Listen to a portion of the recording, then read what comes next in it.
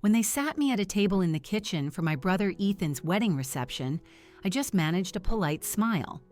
2 weeks later, I was the one who terminated our family company's $30 million contract with his new in-laws business.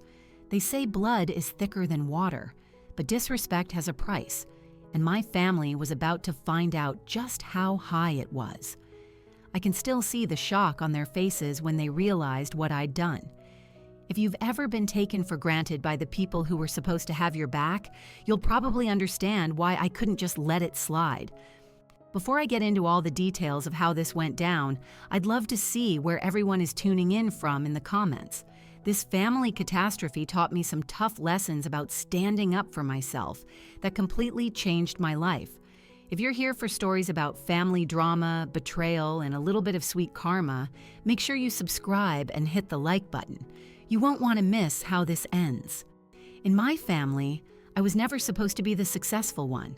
That role was always reserved for my older brother, Ethan.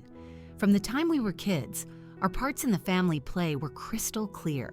Ethan was the golden boy, and I was just the one who needed to work a little harder.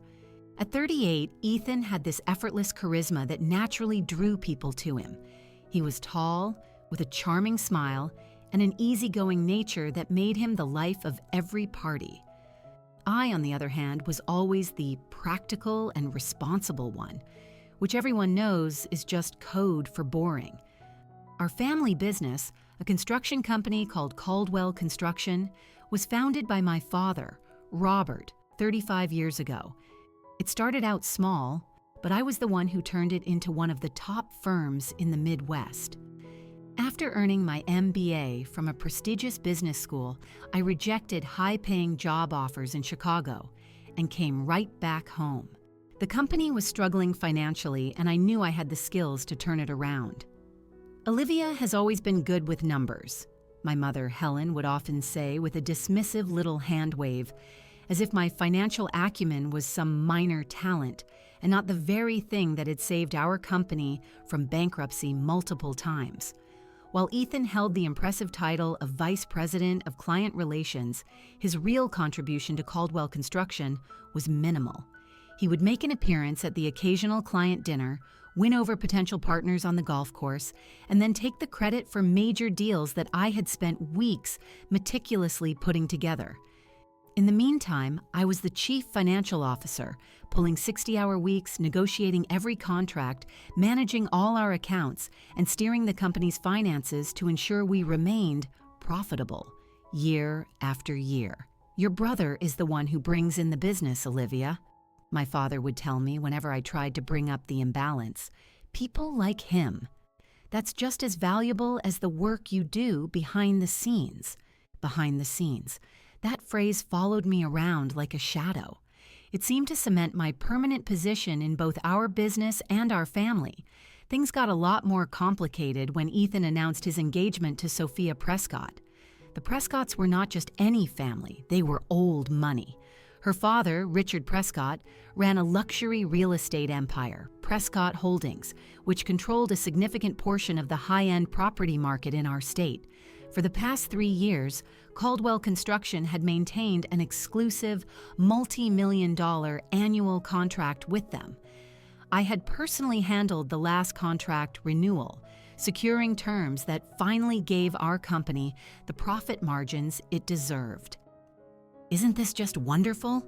my mother exclaimed when Ethan and Sophia shared the news over a family dinner, our two families finally coming together. It's like a business merger as much as a real marriage. I simply nodded and smiled, but a deep sense of unease started to settle in my gut. I had always found Sophia to be pleasant enough in our brief encounters at corporate events, but there was a calculated look in her eyes when she looked at our family as if we were a project she was carefully managing. "We really need to get you more involved in the social side of things, Olivia," my mother told me later that evening as we were cleaning up the kitchen. "Now that we're going to be connected with the Prescotts, you can't just hide behind your spreadsheets all the time. You might even meet a nice man." I was 33 and single, a fact my mother never failed to bring up in any conversation that lasted more than a few minutes. The implication was always clear and painful. No matter how successful I was professionally, I was failing at what really mattered: finding a husband and starting a family. "I'm not hiding, Mom. I'm running a company," I said, trying to keep the frustration from my voice. "Someone has to make sure we stay profitable." "Well," she replied, patting my cheek as if I were still a little girl, "with the Prescott connection, maybe you won't have to work so hard anymore. Ethan has really done a great thing for this family." That night, as I drove back to my downtown apartment, I couldn't shake the feeling that a fundamental shift was happening in my family. I love my brother, despite his shortcomings and the unfair advantages he'd always been given. But I knew this wedding would change everything in ways none of us could fully anticipate. What I didn't realize then was just how right I was, and how completely unprepared I was for what was about to happen. The 6 months leading up to Ethan and Sophia's wedding were a masterclass in quiet humiliation. What started as exciting family news slowly turned into a series of small, painful slights that I tried my best to ignore. It began at their engagement party, which was held at the Prescott family estate, a massive property overlooking the lake that made our family home look like a tool shed. I arrived by myself, wearing a new dress I'd splurged on, feeling pretty confident. That confidence evaporated the moment Sophia's mother, Catherine, looked me over and commented, "Oh, you look so professional." Throughout the party, I was introduced over and over again as Ethan's sister, the one who works for the family business, even though I was the CFO who had doubled our company's revenue in 5 years. Each time, I would smile and clarify my role, only to watch people's eyes glaze over as they quickly steered the conversation back to wedding plans or the latest Prescott luxury development. During a brief escape to the terrace for some fresh air, I overheard a conversation that sent a chill down my spine. "The Caldwells have potential, but that small-town approach of theirs needs some serious polishing," Catherine Prescott was saying to a friend, especially the sister. So focused on her career, the poor thing. She has no sense of the bigger social picture. "We'll get them up to our standard," Sophia replied with a light laugh. "Dad says their construction company has a decent foundation.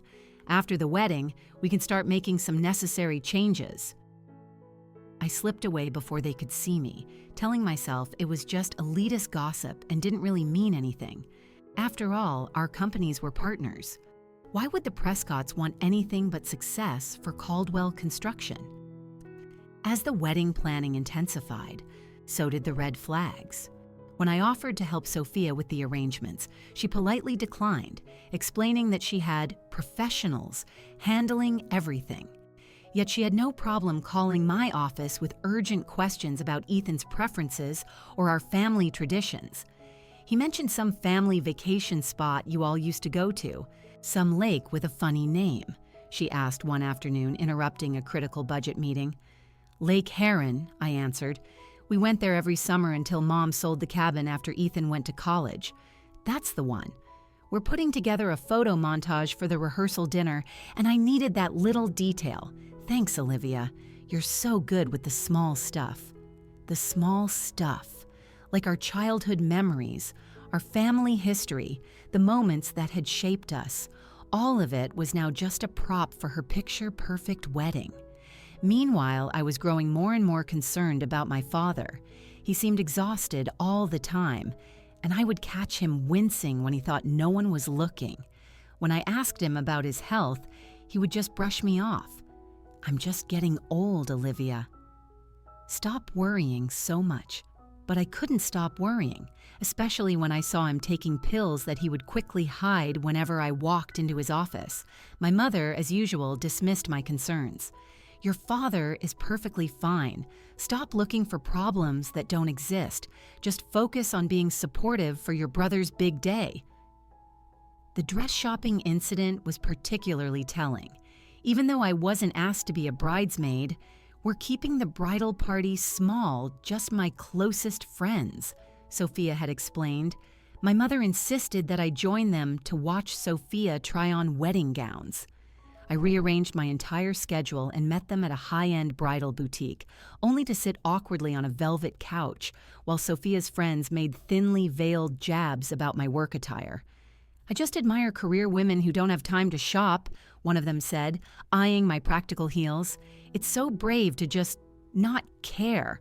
I saw Sophia smirk in the mirror as she modeled a gown that cost more than my mortgage payment. The final straw came when Ethan started canceling our standing monthly sibling dinner, a tradition we had kept up even during his busiest times. At first, he was swamped with client meetings. Then, Sophia's parents wanted to discuss wedding details. Soon, he just stopped making excuses altogether. When I finally managed to corner him for lunch 2 months before the wedding, I tried to voice my concerns. "I feel like things are changing between us, Ethan," I said carefully, "and I'm worried about Dad." "Have you noticed anything off with him lately?" Ethan sighed and checked his watch. "You're overthinking everything, Olivia. You always do. Dad's fine, and yes, things are changing. I'm getting married. That's what happens." "It feels like more than that. The Prescotts, I'm not sure they respect what we've built with Caldwell Construction." His expression hardened. "What is that supposed to mean?" "Just that I've overheard some comments that have me worried about changes to the company after the wedding." "God, Olivia." He pushed his plate away. "Are you really going to start drama just because you're jealous?" "Jealous?" I was stunned. "Of what?" "You know what? That I found someone. That I'm happy. That, for once, something good is happening for me instead of you being Dad's perfect business prodigy." His words felt like a physical blow. "That's not fair. I've always supported you, even when what?" "Go ahead, say it." His voice had an ugly edge I'd never heard before. "You've always thought you deserved more credit, more control." "Well, after the wedding, there are going to be some changes at Caldwell. The Prescotts have some ideas that will take us to the next level, and Dad agrees." He stood up, throwing cash on the table for his half-eaten lunch. "Maybe it's time you figured out if you're a real team player, Olivia. Because from where I'm standing, it seems like you're only happy when you're the one calling all the shots." "What?" As I watched my brother walk away, I had the sinking feeling that I was losing him to people who saw our family business as nothing more than an asset to be acquired. What I didn't realize was just how literal that loss would become, or that the wedding I was dreading would be even worse than I could have ever imagined. The morning of Ethan and Sophia's wedding was bright and perfect, as if the weather itself had been arranged by the Prescotts. The ceremony and reception were being held at the Vineyard Estate, one of Prescott Holdings' most prestigious properties, a sprawling winery with panoramic views that usually booked out 2 years in advance. I spent extra time getting ready, determined to look my best despite the knot of anxiety twisting in my gut. My burgundy dress was carefully chosen to fit the autumn theme without clashing with the bridal party. I'd even splurged on professional hair and makeup, an indulgence that felt necessary given the inevitable scrutiny I'd be under. When I arrived at the venue 3 hours early as requested, I was immediately intercepted by Sophia's wedding planner, a rail-thin woman with a clipboard and an earpiece who gave me a clinical once-over. "Oh, good, you're here. We need someone to coordinate with the vendors. The florist sent the wrong shade of dahlias, and the band is missing their set list." "I'm sorry, what? I'm not on the wedding staff. I'm the groom's sister." She consulted her clipboard with a frown. "Right, Olivia Caldwell." "Yes. Sophia specifically said you're great with details and would be the point person for any last-minute issues. But I'm supposed to be getting ready with my family. The photographer is starting soon." The planner offered a tight, dismissive smile. "The family photos were moved up. They finished those an hour ago." My stomach plummeted. No one told me. I'm sure it was just an oversight. Now, about those dahlias, I spent the next 2 hours solving problems that weren't mine, missing the pre-ceremony champagne with my family and the moment my father saw Ethan in his tuxedo for the first time. By the time I managed to break away, guests were already being seated. There you are. My mother's voice was sharp with disapproval. Where have you been? We've been looking everywhere for you. No one was looking for me, I thought, saying quietly. I was handling vendor issues. Apparently that was my job today. Don't be dramatic, Olivia. Now hurry, they're about to start. I was directed to a seat in a back row far from my parents, who sat in the front with the Prescotts. As I settled in, I saw that Ethan's college roommate and his wife were seated in the family section, right where I should have been. When I caught Ethan's eye as he took his place at the altar, he gave me a small, almost imperceptible nod before turning his attention forward. The ceremony was beautiful, objectively. Sophia floated down the aisle in a custom gown that probably cost more than my annual salary. My brother looked happier than I had ever seen him. I tried to focus on that, to be genuinely happy for him, despite everything. At the reception, I navigated the cocktail hour alone, enduring subtle digs from Prescott relatives about my job. How fascinating that you work with spreadsheets all day. To my single status, no +1? Well, career women often struggle with balance. I plastered a smile on my face and reminded myself this was Ethan's day, not the time for a confrontation. When we were finally called in for dinner, I followed the crowd to find my assigned table. I checked the seating chart 3 times, certain there had been a mistake. My name wasn't listed on any of the elegantly scripted place cards in the main reception hall. A waiter noticed my confusion. Are you Olivia Caldwell? I believe you're seated in the kitchen annex. The kitchen annex was exactly what it sounded like. A small utilitarian room adjacent to the main catering kitchen where the serving staff took their breaks. A single round table had been set up, with my place card next to those of the wedding planner, the photographer's assistant, and the venue coordinator. For a moment, I just stood there, frozen, unable to process it. This wasn't an oversight. This was a statement. Is something wrong? Catherine Prescott's voice purred from behind me, sickly sweet with an undercurrent of triumph. I turned slowly. I seemed to be seated in the kitchen. There must be a mistake. Oh no, dear. We needed someone close to the staff to keep things running smoothly. Sophia thought you'd be perfect since you're so managerial. She patted my arm. We all have our roles to play, don't we? My role is as Ethan's sister, his only sibling. Yes, well, she glanced around conspiratorially. Between us, Sophia was concerned you might feel uncomfortable at the family tables. You know, being the only one without a partner. This way, you can come and go as you please for work calls. You're always working, aren't you? I looked past her to where my brother sat at the head table, laughing with Sophia and her parents. My own parents were at the table right next to them, beaming with pride. I'd like to speak with Ethan. He's rather busy at the moment being the groom. Her smile was a mask. I'm sure you understand the importance of keeping the help nearby. Your little construction company does good work, but there's a natural order to things, isn't there? Heat flooded my face as the full, brutal weight of her words landed. In their world, I wasn't family. I was staff, the help. I made my way over to Ethan during a brief moment when he was alone. Ethan, why am I seated in the kitchen? He had the decency to look uncomfortable. Olivia, don't start. The seating was complicated. Sophia had a system. A system that puts your sister with the catering staff? How does that make any sense? He lowered his voice. Look, Sophia's family is different. Image matters to them. Just roll with it for one day, okay? For me. Different how? Too good to treat your family with basic respect? You're making a scene, he hissed. This is my wedding day. And I'm your sister, your only sister. Just handle it, Olivia, like you handle everything else. I need to get back to my wife. As he walked away, I felt something break inside me, a fundamental shift in how I saw my brother, my family, and my place in it all. I was standing alone watching the party go on without me when Richard Prescott, bourbon in hand, stumbled slightly against my shoulder. "Ah, the sister," he slurred, looking me over with the same appraising stare he probably used on properties.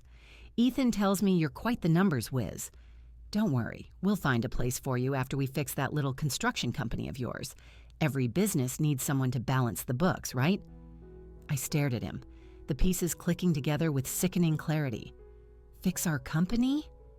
What exactly does that mean, Mr. Prescott?" He laughed, a sound like ice clinking in a glass. "Richard, please. We're family now, and you know how it is. Synergy, restructuring, progress." He patted my shoulder. "Don't look so worried. We take care of our own." As he walked away, I could feel eyes on me. Several guests had noticed our exchange, and the whispering had started. With as much dignity as I could muster, I gathered my purse and coat and walked out of my brother's wedding without saying another word to anyone. As I drove away from the Vineyard estate, my phone buzzed. A text from Ethan. "Stop making this about you." 5 words that confirmed everything. 5 words that would change the course of our family forever. The week after the wedding was a blur of work and numb disbelief. I buried myself in spreadsheets and financial projections, finding a strange comfort in the certainty of numbers when my life felt so unstable. At the office, I kept up a professional front, but inside, I was a storm of anger, hurt, and a growing suspicion about what Richard Prescott had meant by fixing our company. On Friday afternoon, while reviewing our quarterly statements, something caught my eye. A series of transfers to an account I didn't recognize, each one just under $50,000. Small enough to fly under the radar of automatic alerts, but adding up to a substantial sum. I spent the next 3 hours tracing the money, following a deliberately tangled paper trail that eventually led to a holding company registered in Ethan's name. Over the past 18 months, nearly $2.5 million had been siphoned from Caldwell Construction to this shell company, which had then invested the funds directly into various Prescott Holdings projects. My hands were shaking as I printed out the documentation. This wasn't just unethical, it was embezzlement. And given the timeline, it had been happening throughout Ethan's entire relationship with Sophia. I found my father still in his office, looking more tired than I'd ever seen him. When I laid the financial records on his desk, I expected shock, maybe even outrage. What I didn't expect was his weary sigh. "I was wondering when you'd find this," he said quietly. "You knew?" The betrayal was a punch to the gut. "Dad, this is theft. Ethan has been stealing from our company." "It's not stealing when it's your own company, Olivia." His voice had a defensive tremor. Ethan needed capital to establish himself with the Prescotts, to show he was bringing something valuable to the marriage.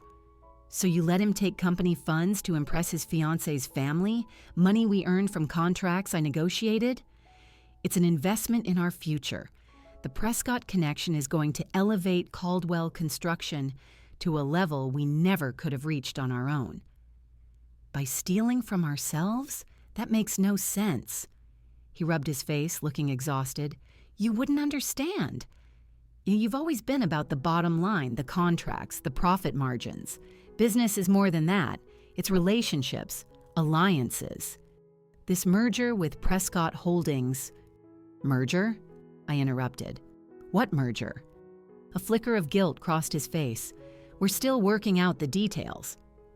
"Richard and I have been discussing combining our operations for months. It makes sense, Olivia. They have the development properties. We have the construction expertise." "And when were you planning on telling me?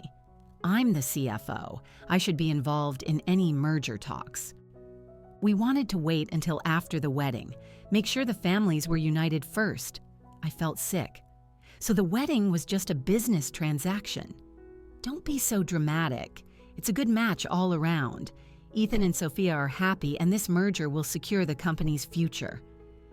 "What about my future, Dad? Where do I fit in this new merged company?" His eyes wouldn't meet mine. "There would be adjustments, a consolidation of certain roles." "You're planning to push me out?" The realization was like ice water in my veins. My own family is plotting to get rid of me from the company I helped build. Nobody's pushing you out. There would still be a place for you, just maybe not at the same level. Richard feels strongly that his financial team should take the lead. I thought of Catherine Prescott's smug face as she explained why I was seated in the kitchen, of Richard's condescending pat on my shoulder. All the pieces were falling into place. Does Mom know about this? She supports whatever decisions will make this family stronger. I laughed, a bitter, hollow sound. Stronger for who? Clearly not for me. Olivia. No. I gathered the papers I'd printed. I need some time to process this. But understand something, Dad. I will not be pushed aside in my own company without a fight. That night, I had 7 missed calls from Ethan. He and Sophia were back early from their honeymoon, cutting the trip short for business reasons, according to his voicemail. I didn't call back. Instead, I called David Chen, our company's head accountant who had been with us from the start. David had always been a straight shooter. I need to meet with you, I said when he answered. Tonight, if you can, and not at the office. 2 hours later, we were in a quiet coffee shop across town. How long have you known about the merger? I asked, after laying out everything I'd found. David looked pained. Rumors started about 4 months ago. Your father asked me to prepare some preliminary valuations 2 months back, but he swore me to secrecy. And the money Ethan's been diverting? That started not long after he began dating Sophia. Small amounts at first, then larger. Your father authorized every transfer. Why didn't you tell me? He looked genuinely regretful. Your father is still the CEO, Olivia. He was clear this was to be kept from you until after the wedding. I'm sorry. I should have found a way. What else don't I know? David hesitated. The merger terms. They aren't good for us. From what I've seen, Prescott Holdings would essentially absorb us. Your father would remain as a figurehead for a transition period, but control would shift entirely to Richard Prescott. And my position? Eliminated. The plan mentions a consulting role for you, but with no real authority. I felt strangely calm as the full picture came into focus. They weren't just pushing me aside, they were dismantling everything. There's one more thing, David said reluctantly. Your father's health. Has he told you anything? My stomach tightened. No? What do you know? I overheard him on the phone with his doctor last month. From what I gathered, it's cancer. Advanced. He was discussing treatment options, but it didn't sound good. The room seemed to tilt. My father was dying. And instead of telling me he'd been planning to sell our company out from under me, securing Ethan's future by sacrificing mine. Thank you for your honesty, David, I said finally. I need you to keep this between us. What are you going to do? I'm not sure yet, but I need to see exactly what they've been planning. That night, I used my emergency key to get into the office after hours. On my father's computer, protected by a password that had been my mother's maiden name for as long as I could remember, I found the draft merger documents. It was exactly as David had described, a complete takeover disguised as a merger of equals. Caldwell Construction would cease to exist in all but name. My father would get a generous payout and a ceremonial board seat. Ethan would become an executive vice president, and I would be offered a 1-year consulting contract at half my current salary. In my private office, I finally broke down. Years of sacrifice, all dismissed because I wasn't the golden child, because I was the competent daughter instead of the charming son. As the tears subsided, a mentor's voice echoed in my head. When emotion threatens to overwhelm, return to strategy. Think about what you know and what leverage you have. I dried my eyes and pulled up the contract I had negotiated with Prescott Holdings 3 months earlier. As I read through the clauses I had fought so hard for, a slow realization dawned. In my obsessive need to protect Caldwell Construction, I had unknowingly built a shield against this very attack. There, in Section 17, subsection C, was the termination clause. This agreement may be terminated with 30 days' notice by either party in the event of significant corporate restructuring, change in ownership, or merger activity, with such notice requiring only the signature of the CEO or CFO of the respective organizations. I was the CFO. I could cancel our contract with my signature alone. And based on what David had hinted about their finances, the Prescotts were overextended on several projects that depended on us.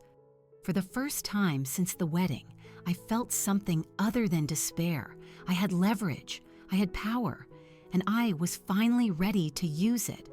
I had been underestimated for years. But sitting there, looking at that clause, I realized something critical.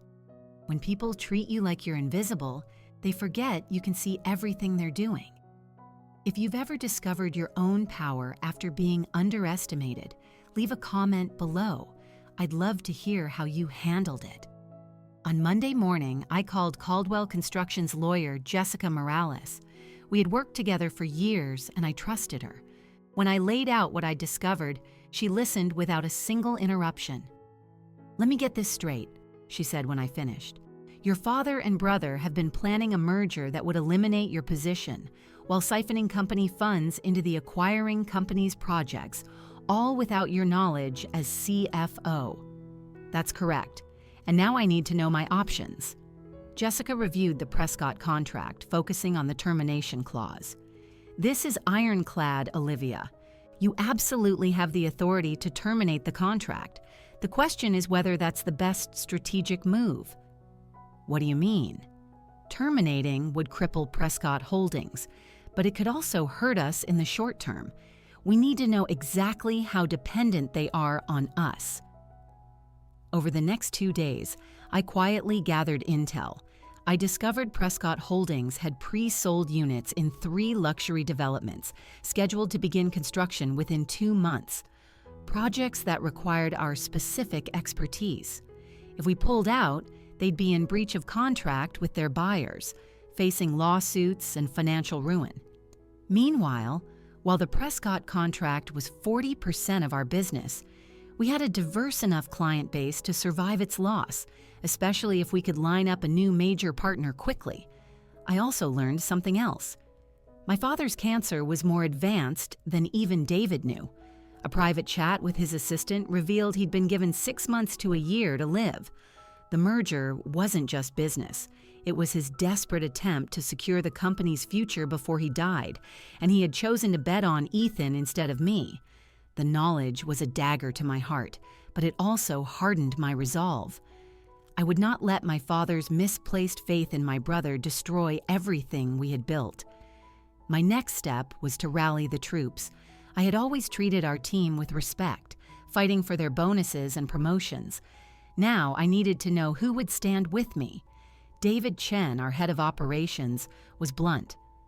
"I've been waiting for someone to call this out. Count me in. Half the team knows something's wrong." Sarah Jenkins, our marketing director, was equally on board. "The Prescotts treat us like we're beneath them. If you're planning to push back, I'm with you." By Wednesday, I had the quiet support of most of our executive team. I had also reached out to the Summit Corp, a development firm that had been trying to partner with us for years, but my father had always rebuffed them out of loyalty to the Prescotts. "We'd be very interested in discussing a collaboration," Michael Summit told me in a confidential call, "especially if certain exclusive arrangements were no longer in place." That evening, Ethan appeared in my office doorway. He looked tanned from his honeymoon, but tense. "You've been avoiding my calls," he said, closing the door. "I've been busy, running a company. We need to talk, Olivia, about the wedding, about the future of Caldwell Construction." I gestured to the chair across from my desk. "I'm listening." As Ethan started explaining how the seating was all a misunderstanding and how the merger was a huge opportunity, I discreetly pressed record on my phone. "The thing is," he continued, The industry is changing. We need to evolve. Richard has connections we've never had. And what does that evolution look like for me? I asked, keeping my voice neutral. He hesitated. Look, the truth is there's redundancy in the financial departments. Richard's team is top-notch. So I'm redundant? Not completely. We were thinking more of a consulting role. It would free you up to finally have a personal life, maybe meet someone. What I want, I said carefully, is to be respected for the work I've done, to have my contributions acknowledged. Nobody's dismissing anything, Olivia, but we have to make sacrifices for the greater good. Dad's not going to be around forever, you know. So he told you about the cancer. His surprise was genuine. How did you know? I make it my business to know things that affect this company. Just like I know about the $2.5 million you've diverted to Prescott projects. His face hardened. That was a strategic investment approved by Dad. And it's none of your business. I'm the CFO. Financial matters are exactly my business. Oh, for now, he said, the mask slipping completely. But after the merger, things will change. Richard and Dad have already agreed. It's happening, Olivia. You can either get on board and accept a role that fits your capabilities, or you can make this difficult and end up with nothing. I see. And when did my brother become someone who threatens his sister? I'm being realistic. The Prescotts are powerful. This is happening with or without your approval. We'll see about that. As he left, his parting shot confirmed everything. Don't fight this, Olivia. For once, accept that someone else knows better. We're trying to ease you out gracefully. Don't make us do it the hard way. The next day, I got an invitation to dinner at the Prescott estate on Saturday. The email from Catherine was sweet, but the intent was clear. We're so looking forward to discussing the exciting future of our united families. I accepted, knowing it would be my last chance to gauge their arrogance. In the meantime, I prepared. I made backup copies of all company files. I documented Ethan's financial misconduct. I drafted the termination notice, and I scheduled meetings with board members loyal to my father, feeding them carefully selected information that raised questions about the merger. Throughout it all, I wrestled with guilt. My father was dying. My brother, for all his flaws, was still my brother.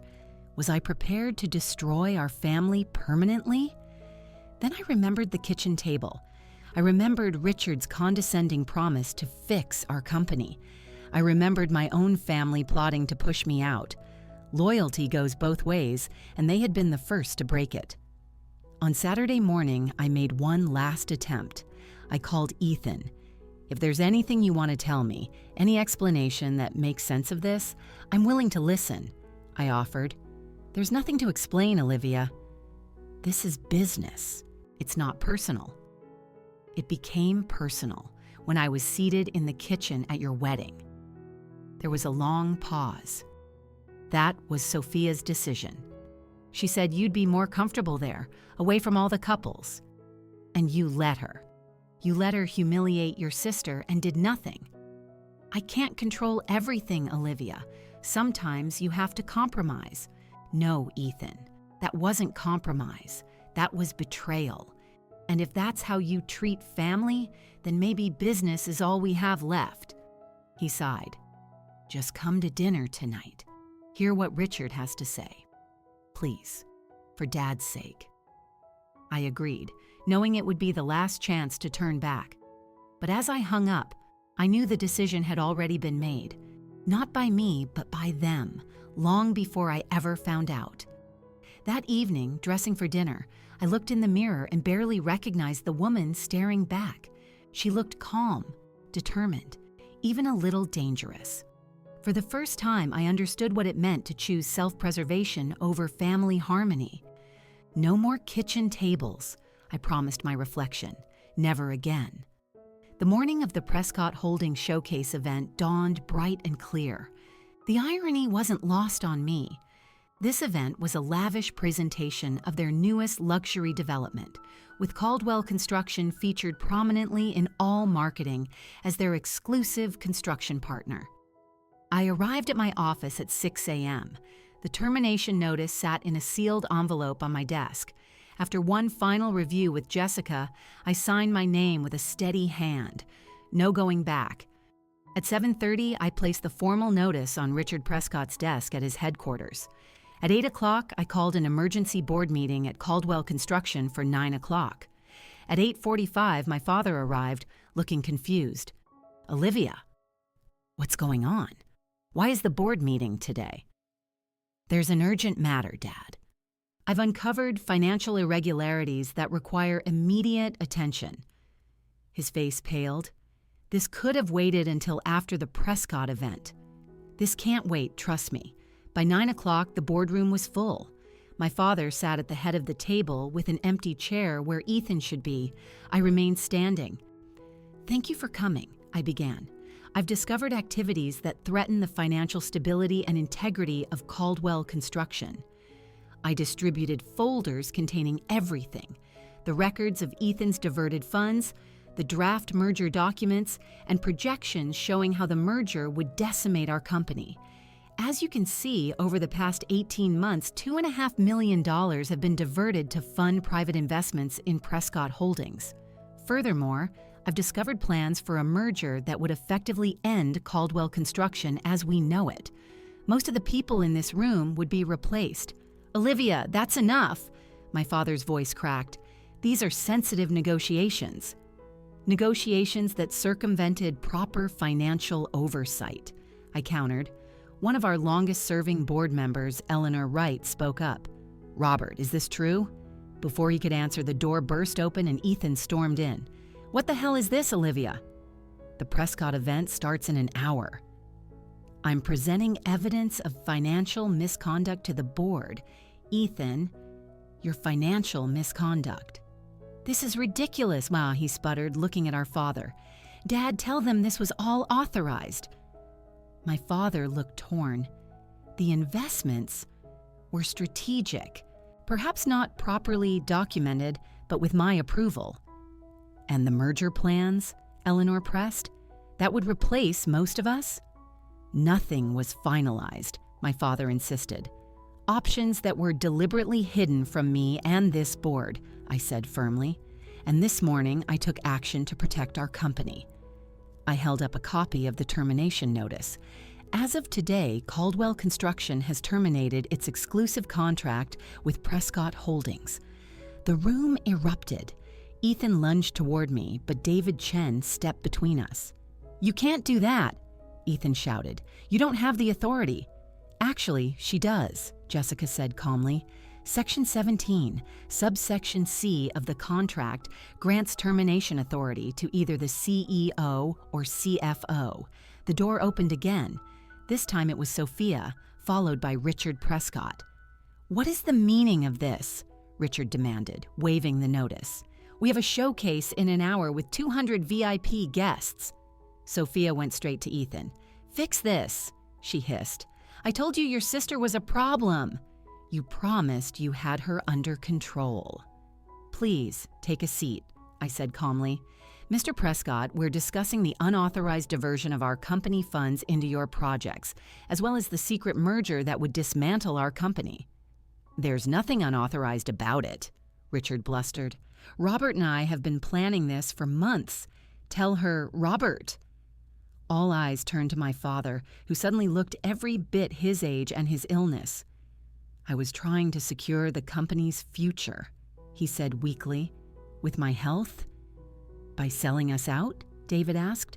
"By letting your son embezzle funds?" "It wasn't embezzlement," Ethan protested. "It was an investment. The Prescott connection is our ticket to the next level." "At the cost of our jobs," Sarah pointed out, holding up the merger document. "Including yours, Ethan. Did you even read this? You'd be a vice president in name only." Ethan grabbed the document, his face shifting from anger to confusion. "That's not what we discussed," he said, turning to Richard. "You said I'd be running the construction division." "Details." Richard waved dismissively. The important thing is the Caldwell name continues. As nothing more than a brand, I interjected, the real Caldwell Construction would cease to exist. This is outrageous, Richard snapped. We had an agreement, Robert. An agreement made without proper authority, Eleanor said firmly. This board never approved any such merger. Sophia turned on Ethan, her voice rising with fury. You said this was handled. Do you have any idea how I'm going to look when our showcase falls apart? Sophia, please, Ethan tried. We can fix this. Fix it? She laughed bitterly. You can't even control your own sister. That's enough. My father's voice, though quiet, cut through the chaos. He looked directly at me. Olivia, why didn't you come to me with this before taking such drastic action? I did, Dad, last week. You dismissed me. You told me my role would be reduced to a consultant. He had the grace to look ashamed. I was trying to protect you, give you an easier life. By taking away everything I've worked for? That's not protection. That's betrayal. The room fell silent. The kitchen, my father said quietly. At the wedding. Was that true? Yes, I confirmed, my voice steady. They seated me at a table in the kitchen with the staff. Ethan knew and did nothing. My father turned to Ethan, shock on his face. Is this true? Ethan squirmed. It wasn't my decision. Sophia handled it. And you allowed it? Your sister? It wasn't a big deal, Dad. Olivia's making it sound worse than it was. My father stood slowly, a resolve I hadn't seen in years, hardening his face. Mr. Prescott, I believe my daughter has made her position clear. Caldwell Construction will not be merging with Prescott Holdings, nor will we be continuing our exclusive contract. You can't be serious, Richard sputtered. I am being reasonable for the first time in too long, my father said. He turned to the board. I move that we accept the CFO's decision to terminate our contract with Prescott Holdings. I second the motion, Eleanor said. The vote was unanimous, with only Ethan abstaining. This is not over, Richard threatened as security arrived. I will bury this company. I believe you'll be too busy explaining to your investors why your showcase is canceled, I replied calmly. As they were led out, Sophia turned back to Ethan. Don't bother coming home. I married a Caldwell executive, not a fired nobody. In the aftermath, my father walked around the table and embraced me. I'm sorry, Olivia, he whispered, his voice breaking. I've been so wrong. About everything. As the board members filed out, leaving us our privacy, I felt something shift. A rebalancing of power, yes, but also the first step toward healing. Ethan remained seated, shell-shocked. When we were alone, just father, son, and daughter, he finally spoke. What happens now? It was a good question, and one I wasn't entirely sure how to answer. The 48 hours after what our employees dubbed the Caldwell confrontation were the most intense of my career. News of the terminated contract spread like wildfire. Prescott Holdings stock dropped 15% by market close. Their showcase was a disaster. Meanwhile, I worked around the clock with our team to stabilize Caldwell Construction. We contacted clients, reassured partners, and fast-tracked negotiations with the Summit Corporation. Michael Summit, true to his word, moved quickly to formalize a partnership on remarkably favorable terms. I've waited years for this opportunity, he told me. Frankly, I always thought you were the brains behind the operation. On the third morning, my mother was waiting in my office. She looked like she hadn't slept in days. How could you do this? She demanded. Your father's health has deteriorated. The doctor says the stress may have taken months off the time he has left. The accusation hit hard. I'm sorry about Dad's health. Truly. But I didn't create this situation. You publicly humiliated our family. You destroyed Ethan's marriage. You threw away a partnership that would have secured our future. A partnership that would have eliminated my position and absorbed our company. They were using us, Mom. The merger documents made that clear. So your pride was worth tearing this family apart. This isn't about pride. It's about not letting the Prescotts take advantage of Dad's illness to steal our company. She shook her head in disgust. I always knew you were ambitious, Olivia, but I never thought you'd put business ahead of family. That's rich coming from you. Where was your concern for family when they seated me in the kitchen? When did you stand up for me? A flicker of discomfort crossed her face. That was unfortunate, but hardly worth this level of retaliation. It wasn't just the wedding, Mom. It was years of being treated as less than, of watching Ethan get credit for my work. So this is about jealousy. No, Mom, this is about justice. Well, she said, standing to leave, I hope your justice keeps you warm at night. I'm staying with Ethan. Your father can deal with the fallout of your actions on his own, since he's chosen to support you in this madness. After she left, I wrestled with doubt. Had I gone too far? The next few weeks brought a steady stream of challenges. Anonymous threats, attempted hacks on our server, subcontractors with Prescott connections suddenly becoming unavailable, regulatory audits triggered by anonymous tips. Through it all, I maintained a calm exterior. My father, against doctor's orders, came to the office daily, his silent support a constant source of strength even as his physical decline became more apparent. Ethan had disappeared. I made no attempt to contact him. 6 weeks after the confrontation, an unmarked envelope appeared on my desk. Inside was a thumb drive with emails between Richard and Sophia, dating back to when she first met Ethan. It was all there. The strategic plan to acquire our company. Target acquired, Sophia had written after their third date. He's exactly as described, eager to please and desperate for approval. This will be easier than we thought. Later emails discuss their growing concern about me. The sister continues to be an obstacle, Richard wrote. She questions everything. Most damning was an email from 2 days before the wedding. Once the marriage is finalized, we'll accelerate the timeline. Robert's condition is deteriorating. We need the merger docs signed while he's still capable. The sister will be offered a consulting role to save face, but make no mistake, she'll be gone within 6 months. The emails confirmed everything. The Prescotts had targeted our family with calculated, cold-blooded precision. That evening, I received an unexpected call from my father. Come to the house. I found him alone in his study. Your mother's not here, he said. She's still with Ethan. How are you feeling? I asked, noticing the new oxygen tank. Like a fool, he replied with a sad smile. Sit down, Olivia. He took a deep breath. I've been unfair to you for years. I see that now. I allowed my old-fashioned ideas to blind me to the truth. You were the one who truly understood and cared for what I built. His candor was shocking. Why Ethan? I asked, the question I'd held in for a lifetime. Why was it always him? He sighed, because he reminded me of myself when I was young. All charm and big dreams. I started this company with nothing but a second-hand truck and more confidence than sense. I vowed I'd never hold my own son back.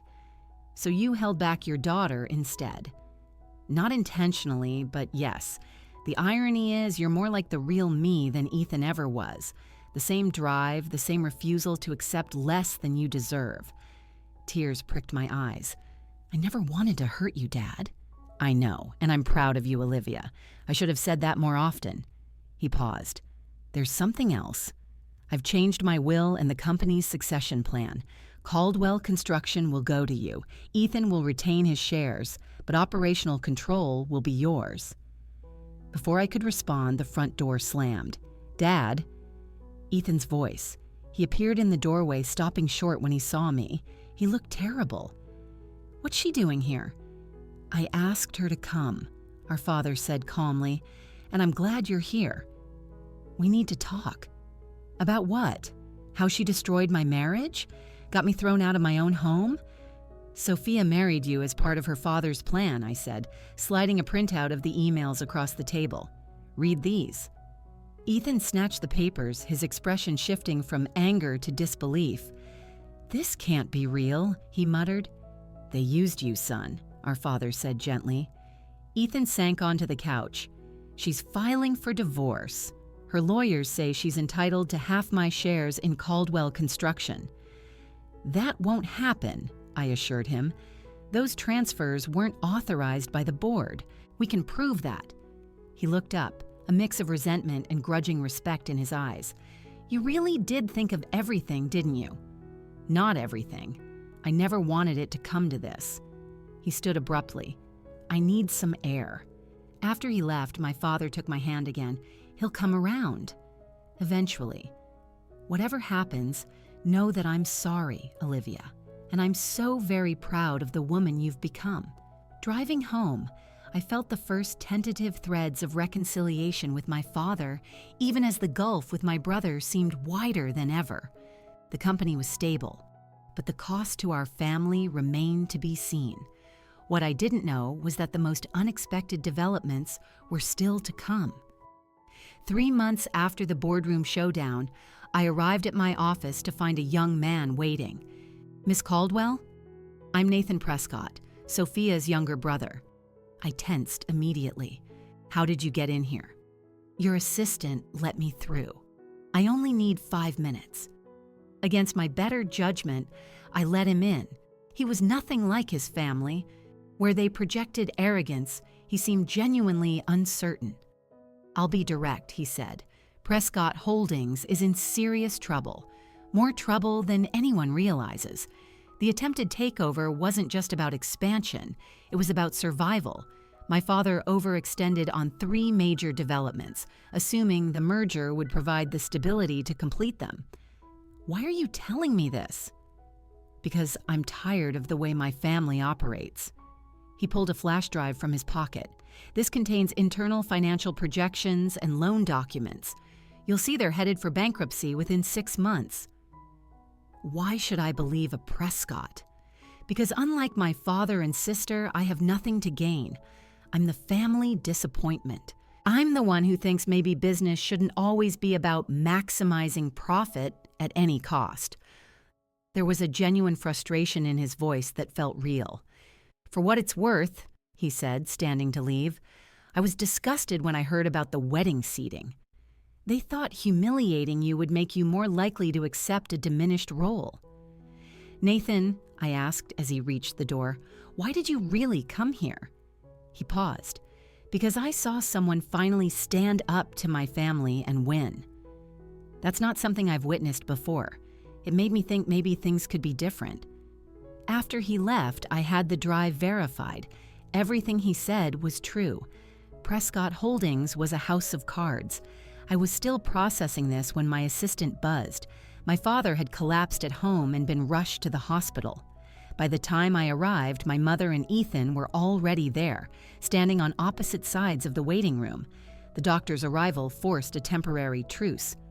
"Mr. Caldwell has had a significant decline," he explained gently.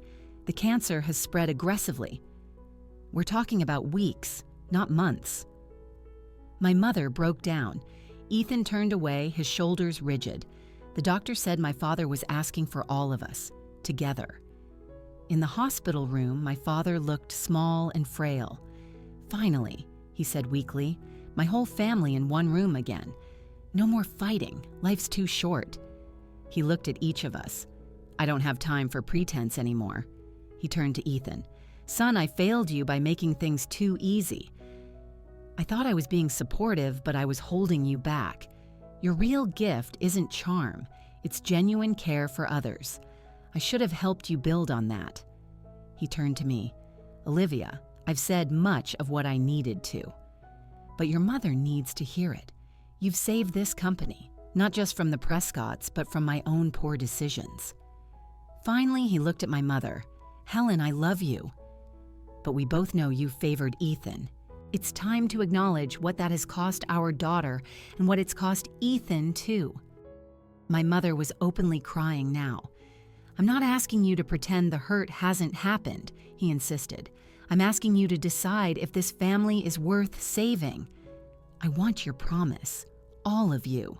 Promise me you'll try." We all nodded, too emotional for words. That evening, with the family gathered around his bed, my father took his final breath. In the days that followed, we moved through the rituals of death. Richard Prescott did indeed file his lawsuit, but it was overshadowed by the community's response to my father's passing. 3 days after the funeral, we gathered in his study to read the letter he'd left. It was addressed to all of us, a final, painful, and beautiful plea for honesty and forgiveness. It acknowledged his own failings, how he'd coddled Ethan and burdened me. It urged us to find a way forward that honored both business and family. "Forgiveness," my mother read aloud, her voice trembling, "is not about forgetting. It's about choosing to move forward unburdened by the past. Forgive each other. Forgive yourselves." After a long silence, Ethan spoke. "I'm moving back to the house for a while, if that's okay, Mom." He turned to me. "And I want to come back to the company. Not as VP, but I'd like to start over, find where I can actually contribute." I saw a humility in him I'd never seen before.